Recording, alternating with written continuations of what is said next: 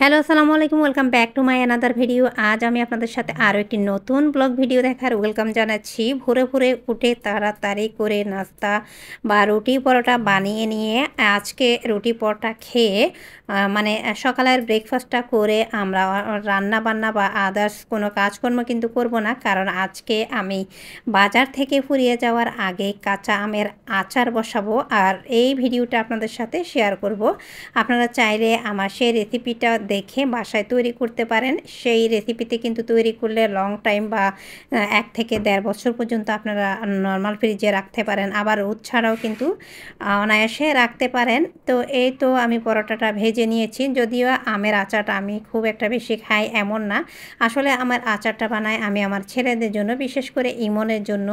ও কিন্তু একদমই খাবারের প্রতি অনীহা। এই ধরনের টক মিষ্টি কাঁচা আমের আচার যদি ভাতের সাথেও একটু পাই তাহলে ভাত ২-১ লোকমার মতো ওর মুখে বা পেটে যায়। এই হচ্ছে অবস্থা। আমি সকালের নাস্তাটা করে আদার্স অন্যান্য কোনো কাজ করব না। সরাসরি কাঁচা আম তৈরি বা আচার তৈরির জন্য চুলায় চলে যাব আপনাদেরকে নিয়ে। তো আমরা যেহেতু গৃহিণী, আমাদের কাজও কিন্তু চুলার ধারে। এই হচ্ছে অবস্থা। এখন চাটা খেয়ে নিচ্ছি। গরম কড়াইতে আমি ২ টেবিল চামচ পরিমাণ আস্ত ধনিয়া দিয়ে ১০ সেকেন্ডের মতো প্রথমে ভেজে নিচ্ছি। এরপরে যেই মসলা খুবই মিহি সেটা আমি একটু পরপর দিয়ে চুলার জালটা একটু কমিয়ে তারপর ভাজবো। তা না হলে ধনিয়াটা কাঁচা থেকে যাবে, অন্যান্য মসলা হয়ে যাবে। ১ টিস্পুন পরিমাণ মিষ্টি মরি আর ১ টিস্পুন পরিমাণ দিয়ে দিলাম মেথি আর ১ টুকরা দিয়ে দিলাম দারচিনি, ১ টেবিল চামচ পরিমাণ জিরা, সাথে এই পরিমাণ শুকনা মরিচ দিয়ে ভালোভাবে টেলে নিচ্ছি। এই সমস্ত মসলা আমি অফ স্ক্রিনে ব্লেন্ডারে গুঁড়া করে নেব। যাদের কাছে ব্লেন্ডার নেই তারা চাইলে শিলপাটায় এই কাজটা করে নিতে পারেন। আমাদের এরই মাঝে মশলাটা ভাজা হয়ে গিয়েছে। আমি পরিমাণে মশলাটা একটু বেশিই নিয়েছি। সেম কড়াইতে আমি দিয়ে দিচ্ছি এইবার ১২০ গ্রামের মতো সরিষার তেল দিয়ে এর মাঝে আমি ২ টেবিল চামচ পরিমাণ দিয়ে দিচ্ছি রসুন পেস্ট। এই রসুন পেস্টটা আমার ছিল ডিপ ফ্রিজে, তাই আমি ততক্ষণ এটা কষিয়ে নিব যতক্ষণ এর অতিরিক্ত পানিটা শুকিয়ে না যায়। আপনারা চাইলে রসুনটা থেতু করে দিতে পারেন। এরপর আমটা দিয়ে দিলাম আর ১ টেবিল চামচ পরিমাণ, এর কালারটা সুন্দর আর দ্বিগুণ হওয়ার জন্য দিয়ে দিলাম গুঁড়া মরিচ আর ১ টিস্পুন পরিমাণ হলুদের গুঁড়া, আর দিয়ে দিলাম ১ টেবিল চামচ পরিমাণ ৫ ফোড়ন ভাজা। এইবার আমি ভালোভাবে সমস্ত উপকরণ মিশিয়ে নিচ্ছি। আর এর ভেতর আমি একটা তেজপাতাও দিয়েছি। আমার মনে হচ্ছে এই তেজপাতার বিষয়টা উল্লেখ করতে আমি ভুলে গিয়েছি। সমস্ত মশলা সরিষার তেল আমের সাথে মাখিয়ে এইবার আমি ঢাকনা দিয়ে প্রথমে ৪ থেকে ৫ মিনিট মিডিয়াম হাই হিটে রান্না করব। এরপরে আমি আবারও রান্না করব ৪ থেকে ৫ মিনিট হাই হিটে। সম্পূর্ণ হাই হিটে রান্না করার পরে মোটামুটি আমটা যখন সফট হয়ে এসেছে তখন এর মাঝে আমি আবারও উল্টে পাল্টে দিচ্ছি। সরিষার তেলটা আমি একেবারে না দিয়ে ২ বার সরিষার তেল দিচ্ছি। সরিষার তেলটা কিন্তু আমার সাথে কষানোর সময় দিলে সেক্ষেত্রে দেখা যায় পরবর্তী সময়ে কিন্তু সরিষার তেলটা ভেসে ওঠে না।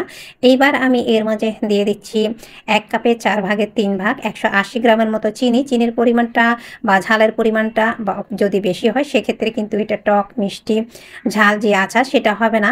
এই তো স্বাদ মতো দিয়ে দিলাম আমি লবণ, দিয়ে ভালোভাবে মিশিয়ে নিচ্ছি। ভালোভাবে মিশিয়ে নিয়ে এইবার আমি আবারও ঢাকনা দিয়ে ঢেকে ততক্ষণ রান্না করব যতক্ষণ না পর্যন্ত আমাদের এই আমের আচারটা 90% পর্যন্ত রান্না না হয়ে আসে। যখন চিনিটা গলে যাবে আর আমটাও 90% পর্যন্ত রান্না হয়ে যাবে তখন আবারও আমি এর মাঝে দিয়ে দিচ্ছি বিডি হোয়াইট ভিনেগার। আর এই হোয়াইট ভিনেগারের পরিমাণটা যদি আপনারা একটু বেশি দেন সেক্ষেত্রে কিন্তু আমাদের এই আমের আচার একদমই সারা বছর রোদে দেওয়ার ঝামেলা ছাড়াই কিন্তু আমরা বাসায় রেখে অনায়াসে খেতে পারি।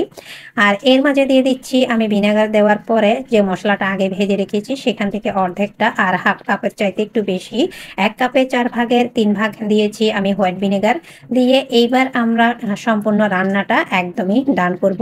ভালোভাবে মিশিয়ে ঢাকনা দিয়ে ঢেকে আরও আমি এইবার 10%টা রান্না করে নিচ্ছি। মানে এইবার অলমোস্ট আমাদের রান্নাটা ডান।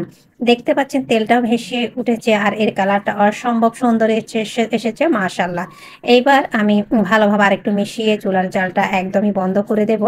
কখনো আপনারা অ্যালুমিনিয়ামের হাঁড়িতে বা কড়াইতে ৫ থেকে ৭ ঘন্টা বা ওভারনাইট পর্যন্ত তেঁতুলের আচার, আমের আচার কখনোই রাখবেন না। এতে করে কিন্তু আমের আচার বা তেঁতুলের আচারটা তেতো হয়ে যাবে। মোটামুটি হালকা ঠান্ডা হওয়ার পরে এটা আমি চেঞ্জ করে নিয়েছি। অফ স্ক্রিনে আরও প্রায় আমি 150 গ্রামের মতো সরিষার তেল ভালোভাবে গরম করে এর উপরে দিয়ে দিলাম। এইভাবে আমি তেলটা সবসময় আচারে দিয়ে থাকি, এতে করে তেলটা উপরে ভাসে, দেখতে ভালো লাগে।